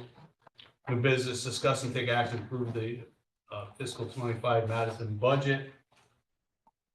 Okay. I know we're gonna just make the motion to approve the Madison budget. In its recommended budget of $33,974,100 for the town of Madison budget. Okay, motion made. Is that yours, Katie? Sure. Second. Second, June, discussion. Go ahead, Matt. During previous meeting, Bruce brought up a point about having us consider the reduction of the $10,000 extra for that last month and next year for hiring. I believe it's a fourth police officer. I know we had spoken quite a bit in the past about, I think it was a response. My perception was a response to the community's want for that. But again, Bruce had brought it up, so maybe we should come back.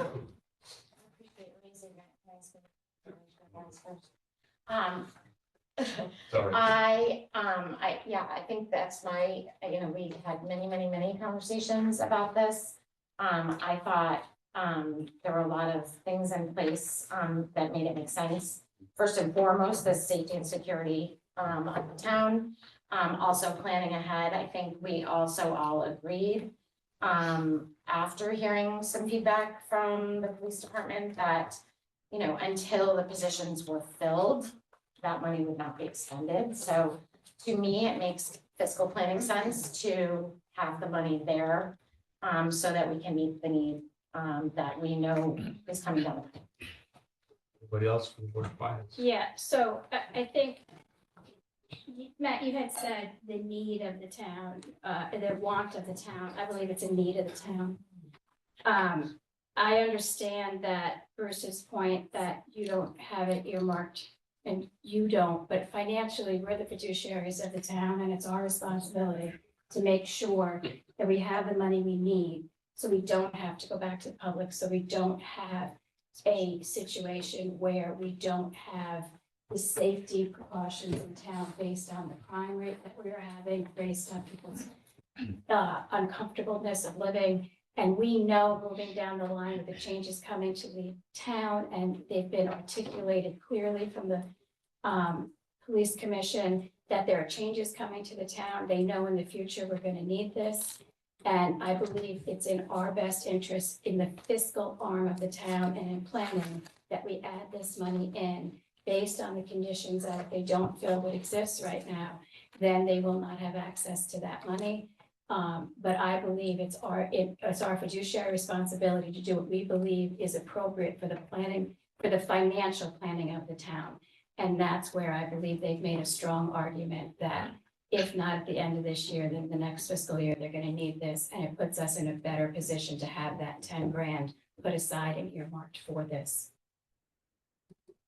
John, I'd say that. Yeah, I just had a question on procedure because I wasn't sure. I've heard we can only reduce the budget, but in this case, we did increase it. I don't see a restriction on that, but I just wanted to clarify procedurally. We can only reduce it if the budget fails. You So I have to think that reduce was it. You can't not, increase it. we can't increase it. That's If where the I budget think fails, that's. you cannot increase it. Right, and I think that's what you're hearing. In terms of during the budget process, this is the only time the Board of Finance can, on our own, infuse money into the budget that we believe, based on the fiscal planning for the town, that we are going to, it's the same thing we do with the CIP. If we believe capital is short, it has nothing to do with planning, it has to do with our financial piece of it, and we have to protect the town from any shortfalls further down the line. And that's why we can add and we can reduce within this time period, except with the exception, if the budget goes down, then we can only reduce. Anybody, and Katie go unless someone else would like to say, I'm gonna say go. And we did it last year, if you remember, with the pension. Well, to defend John. Right, well, but he was very involved. He remembers the pension because it was right after film. But anyway, it is, there's precedent for it, and it does say in the charter that it can be added or reduced. So, anybody else? So, go ahead. Just one more thing, so if we did decide tonight to keep it as is for 10,000. So next year, would we be cognizant of that we Yes. inflated and then so we'd have to reduce? We didn't inflate. I'm sorry, yeah, I used the wrong words. And we infused. We infuse. Yes. And yes, we would be very cognizant of that fact, and then it would be reduced in the next budget. If they have used the 10, then we've already set that standard. So we have less of a jump in the budget the following year. And I did speak with the chief. I know the board of selectmen, everybody else did. They believe at some point there will be needs. Been very clear. None of this happens in any way unless those other positions are filled. That's one. Two, obviously, I think, G made the case. It was a strong argument. Strong argument been made to everybody because the board of selectmen passed a resolution. Hey, next year we're probably going to need this, or we support it. What we're doing is put it in contingency. It doesn't mean it's not in the chief's budget. So, all due respect, you can't just go spend it. It has to come back before us. So I think for all those reasons, it makes sense. If they don't need it, we're all cognizant of the fact that we can pull it back. Any other discussion on the motion is to approve the budget, the town budget of $33,974,100. It's been motion and second. Any other discussion? All those in favor signify by saying aye. Aye. Any opposed? Abstention, that motion carries unanimously. Any discussion, take action to approve the Board of Education fiscal 25 budget. That number is approve the Board of Education budget at $63,645,156. I need that in the form of a motion, please. So moved. Motion made by Katie. Can I get a second? Seconded by Jude. Discussion. Katie? I think you had your hand up. No, I was searching. Any discussion? I guess I will, since she said my name. When are you gonna learn? I thought she had it. Open the door, Sean. So, I know this was difficult, for all of us, and for, the Board of Ed, and, having sat in that seat, both as a board member and as chair, I know how difficult it is, and I know, that your budgets, are well designed and well thought out, and I know this is going to be hard, and there will be some hard decisions, to be made. And I guess want you to know that it wasn't easy. Comments. I would actually echo something with Mr. Wilson said. We're selecting this process has been going on for a while. Glad to see the public, the more involved you are, the better it is for all of us. It makes a big difference. Coming in at the 11th hour, hearing your input makes a difference. This is something we've been working on for months, and the Board of Selectmen, Board of Education, months prior to that. Any other discussion or comments? Seeing none, all those in favor of approving the Board of Education budget at $63,645,156, signify by saying aye. Aye. Any opposed? Abstention? That motion carries. We have item 9, discuss and take action to approve the following special appropriations from the unassigned fund balance that were approved by the Board of Selectmen on the March 25th, 24 meeting. Item A is $100K to the capital and non-recurring expense fund to establish a project line item in this fund for small equipment purchases for the same amount. We'll take a little time in the motion second on it. Well, thank you, Matt. Second, somebody, Bob, discussion. This is something we've discussed before, the small equipment. This is not something that we wanted to borrow money for. This is what we wanted to capital non-recurring. Good. So discussion, I think that this is a great plan. It makes things clearer. It makes things more expenditures well-defined for transparency. So I think it's a great idea. Comments? Any other further comments or discussion? Yes. Go ahead. I didn't call her name. You did, that time it's on her. But, no, I agree with what Matt said. I you know, hopefully this will reduce some of the special appropriations, and will help, but I also know that based on what we've talked about before, that this might not be enough and we may need to infuse more, so that's correct. Fair enough. And I just want to say one other thing. This is a perfect example of where we fiscally plan for years out. And we look for ways to try to keep the budget numbers to the best of our ability, predictable for the public. And this is how we do it with these, I'm using the wrong word, but these little savings accounts that we put money into so that in our fiscal planning for the next 5-10 years, we have money set aside for these things. Any other comments? Seeing none, all those in favor of the 100K to the capital non-recurring establishment budget line item for small equipment purchases, signify by saying aye. Aye. Any opposed? Abstention, that motion carries. Okay, we have 100K to assign the fund balance for the future budget impact of the fireman's pension. Give that form of a motion, please. Motion made by Katie, can I get a second? Thank you, Bob. For the fireman's pension, you know, we do more money to this. You know, it's, you know, they're volunteers. I know their retirement pension went up. I think we're infusing more money into it. Is there any other comments or questions on it? I think this is another example of if we infuse the money now, we don't have to do it later. We already are building up a reserve to cover and keep the town from falling short on our fiscal responsibilities. And this protects us from any kind of liability with the fireman's pension. John? How did we get to the $100,000 and do we think that's gonna be enough or? I think you could always put more, John. I want to say start with that, but it was $1 million. What did we put last year? So $1.2 million? this 100,000 is actually something that we're going to assign fund balance for 3 years to offset the budget impact. So it's not like we're taking the 100,000 and infusing it into the trust. We are assigning part of the fund balance to offset the budget impact of the fire pension over the next 3 years. And out of this 145,000 help this upcoming budget, and then the next 2 years will be used as So well. to smooth out the arc over the next year. Exactly. Matt? Yeah, so more of an educational point, since I'm a junior on this, is this what Fillmore McPherson was advocating for? Okay, Yes. okay. So Phil, so we actually, in that point, we infused money right into the pension. That was different, yes. But it's. It also the helped same in this regard, principle. too. It's the same principle of why he wanted it in the Right. pension. His goal was to mitigate any Yeah. bump in the future Correct. budget. So, yeah, to answer your question here. Okay. Or exposure, financial liability for the town. Still gotta bring Fillmore's name up every meeting. I think he's still watching. I think he's watching. He's probably. Yes. Any other discussion on the 100K to the firemen's, to the fund balance for the future budget impact of the firemen's pension? Seeing none, all those in favor say aye. Aye. Any opposed? Abstention? Motion carries. So we have 225,000 to the coastal resiliency fund for fiscal 24 and fiscal 25 per recommendation of the capital improvement program committee. Take that in the form of a motion, please. Should we read it again?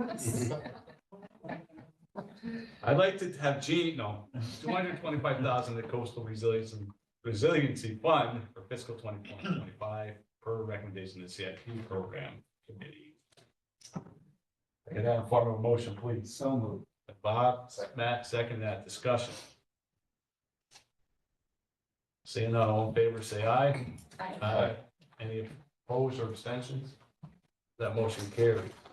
We have item 10, discuss and take action to approve a request from the police department to move 60,000 in the communications fund from fiscal 25 to fiscal 24 for a needs assessment study for communication towers that was approved by the Board of Selectmen on the March 25th meeting 2024. Again, in the form of a motion, please. Motion made by Matt. Can I get a second? Second by Katie. Discussion. I know the chief's here. If you have any comments, discussion. Katie? Obviously. So I know that this has been in CIP for quite some time, and it continue to kind of get pushed out because of the lease agreement on one of the towers, and I'm misremembering, I have my binder here. But it continued to get pushed until we had a study like what's being proposed here, which is great that it's happening. My question is it coming from the CIP Communications Fund? Okay, so that money's already there. Yes, that was in year one. Long way. Coming up for next year's budget, we're looking to move it up now so that we can start the process. Thank you. That's another reason. Any other questions or comments? You want to say? Can I say one thing? Sure, Gene, you can say. Jack, I'm gonna go first. Because I know once you go, I could be here till 9:30. No, you're not. Sassy. No, but I think this is another, in the meeting prior to this, somebody had said about if it's in the CIP, if it's in the budget, you know, does it stay? And this is an example of how planning gives us the ability to move money around in different years to have less of an impact in one fiscal year.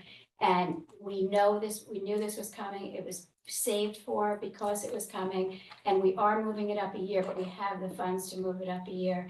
And I think this is where what this board does is illustrated in this point that we kind of tried to bring out in the meeting prior to this.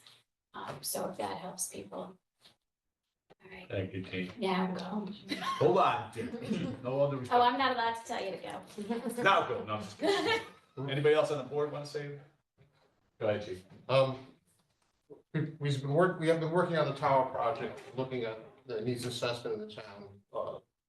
Hats off to Sanderbur and to Peggy for the work that's been put in on this. We've talked to some of the vendors, which would be the cell companies. We've talked to some of the tower builders, people at the existing tower, one proposed tower.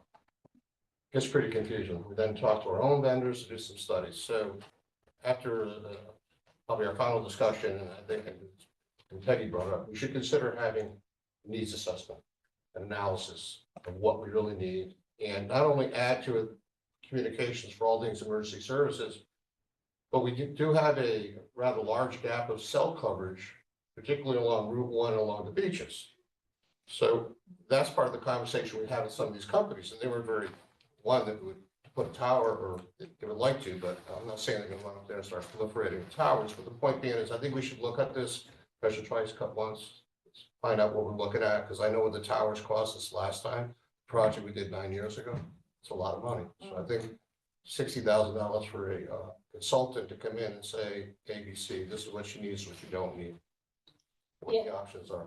And I would just echo, this will include the entire town, and there's a lot of issues in North Madison as well. Yes. And I will highlight that out of the strategic plan, one of the objectives that the community expressed quite a bit was a frustration with, poor service areas. So that's why we're not just focusing on emergency services, we're gonna broaden it and look at overall coverage gaps and problems and see how we can solve that. Interestingly enough, Fairfield County, 2 towns down there, town up north of Windsor Locks, that group there, they did the same thing. They also looked at cell coverage. Had a participation from the vendors. Any questions for the chief? No, we have. I do have a question. I'm sorry, Matt. I This is- think your hand was just hanging. Oh, up. no, I'm just looking around. But Chief, does this also include the beach? Because I know I've heard lots of complaints that we don't get good cell reception at the beach, and it could be from emergency service standpoint. Absolutely. The beach up north, Dorset Lane, up by Rockland Reserve, we could pick the places. Okay, gotcha. Out towards Killingworth, over there. So we just want to spend our money wisely, and just want to look at it and see what are our options. Because our timeline is not going to work with some of the vendors. Thanks, chief. Any other questions or comments for the chief? Seeing none, we have a motion and a second to approve the request from the PD from the 60,000 communications fund. All those in favor say aye. Aye. Aye. Any opposed? Abstention, that motion carries. Item 11, going to table. Item 12, discuss and take action to. Oh, wait, when you go back to 11? I just tabled it. Why? Tabled it for more information. We don't have enough information. I don't have enough information either way to act on it. So it's It's gonna tabled be for on another the meeting. future meeting agenda for the board of selectmen. We don't want to approve it until we have our Right. answer, our questions. I just have, is this an interdepartmental project and present it to the Board of Finance and select people? Is what, in other words, I'm naive, forgive me. Which department is responsible for this project? So I'm gonna answer your question and. Thank you. I'm so Yes, sorry and if I'm it's- it's interrupting okay. or And I want to say it this way, and I hope no one's offended, but there's a public information session in the beginning and there's one at the end. So normally I wouldn't allow this in between. Oh, I'm so sorry. That's okay. I'm just trying to give information. So, basically for, as a Board of Finance members and team, we approve the funding or not approve the funding. That's how it works. We don't have enough information right now to make a decision. I believe the Board of Selectmen tabled it also. So on that side, if they go through and they approve it, then it'll be our job to approve the funding or not. Thank you. You're welcome. So it's tabled. Discuss and take action to approve routine line item transfer for fiscal 24. Normally this is in departments, states that are, they're just moving within departments. So discuss and take action to approve routine line item transfer for fiscal 24 in the total $60,000. Motion made by Matt. Thank you, Matt. I need a second. Second by Bob. Discussion or still within the department? All within the department, you have a backup. There's two, one for facilities and one for public works. So the actual line item transfer is less in your packet. Thank you. And it We knew goes to that. what account? If you look in It's your within the packet, the department. facilities, I think we're moving some gas money to building maintenance and public works. We're moving some snow money to actual fuel for So vehicles. we can't limit to the $60,000 for the police department. No, it's within their department, as John said. Correct. That would have been so seamless. Any other comments on the routine line item transfers? Seeing that we have a motion to second, all those in favor say aye. Aye. Any opposed? Abstention, that motion carries. So we have a discuss and approve a special appropriation of $100,000 for municipal match for pedestrian improvement, Concord Meadows Route 1 sidewalk project. Grant pending Board of Selectmen approval, so I need a motion. Made by Katie, can I get a second, please? Second by Jude, discussion. Katie, Matt. I did. Katie's gonna go first. So I guess my question, just again, hearing from the public this evening about matching grants, or municipal matches, I assume what Yep. that means. Yep. Are there any stipulations to that grant? So I think John Inaco is being promoted. Yeah, he's promoted, he is in, We could he's talk just about, muted. we could talk about the project and. Yeah, basically want to know about the match Hi, too, John. Stace. Go ahead, John. You hear the question? So yes, so the 100,000, there were two grants. One is a $400,000 grant. And there was no muni match required for that grant. The other grant, I think it was 207,000. I'm rounding. For that, there was a $100,000 municipal match required in order to get that grant. And so the total sum of all of the grant money plus 100,000 will allow us to do the project. And I think this has been, the 100,000 I think has been carried in CIP. Or approved in CIP. Is there any stipulations to the grant? No, I'm sorry, yeah, no, it's just a requirement of the, in order for us to have gotten that grant, we needed to provide a match. Okay. And we've already accepted the grants, right, John? Both grants? Yes. Back. Yeah. Both boards have already accepted the grants, knowing that there would be a match. Just a question for this board, we all heard, just if there was any stipulation, I know there are none, so I think we're, anybody? And it's coming from CIP, Said. not the general fund, yeah. No, this would be, this would This is come out of special the appropriation. special, it's a The general. special appropriation out of fund balance, general fund. Misunderstood. Yeah, I think we said the project was in CIP. It was in CIP, but the matching piece, it's always been on your fund balance. It's been on the bottom there, so we were expecting that it would come out of there. Any other questions or comments for John? Did I hear correctly that the total cost will be the amount of the two grants plus the 100,000? That's what I heard. Yeah. Yes, and actually we received, we're vetting the bids right now, but it looks like we're gonna be under a little bit, so. So the total cost of the project. We like under, we like under. I like that link. Any other comments or questions for John or in general? Seeing none, all those in favor? Aye. Say aye. Thank you, John. Thanks, John. It's time. Motion carries. John, thank you. Thank you. So we have discussed and take action, possible action, to verbiage for changes to the tax deferment resolutions. So moved. Second. Yeah, I don't know if we need. Dustin, some changes we're looking to do. It's a minor change. It falls in line with the change that we made in the other two senior tax ordinances. We had, if you recall, the deferral, no, I'm sorry, the freeze in the local abatement. We made some changes. We went through the whole process.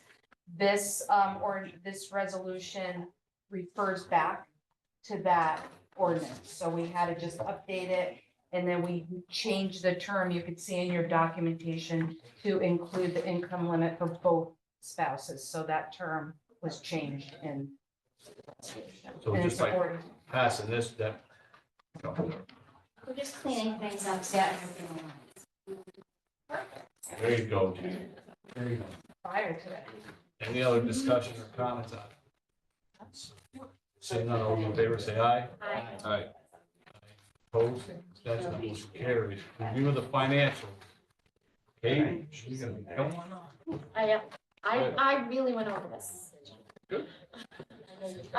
So question, Stacy, on the facilities, Bill McMinn, sheet that we got, where it says fiscal year transfer aggregate over 20,000, what does that mean? He's the only one that said yes, so The new charter does not require line item transfers under $20,000 to come to the board's approval anymore.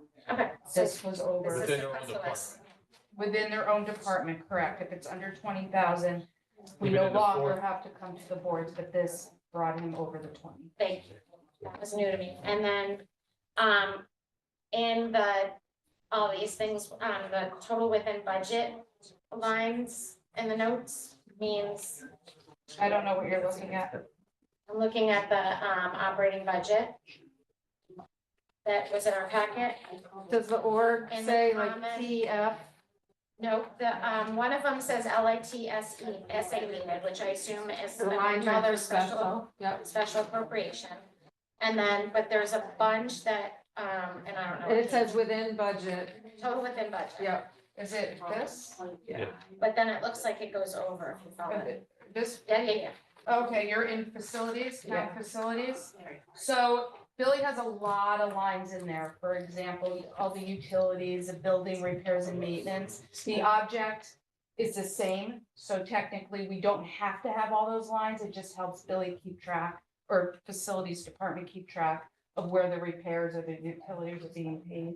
Okay. So we look at the object in total, Thank you. and that's why if it says in total, within the object, then we're good with it. For explaining that. to And me. that department is the only department really that we look at that. Thank you. Any other questions on the financial?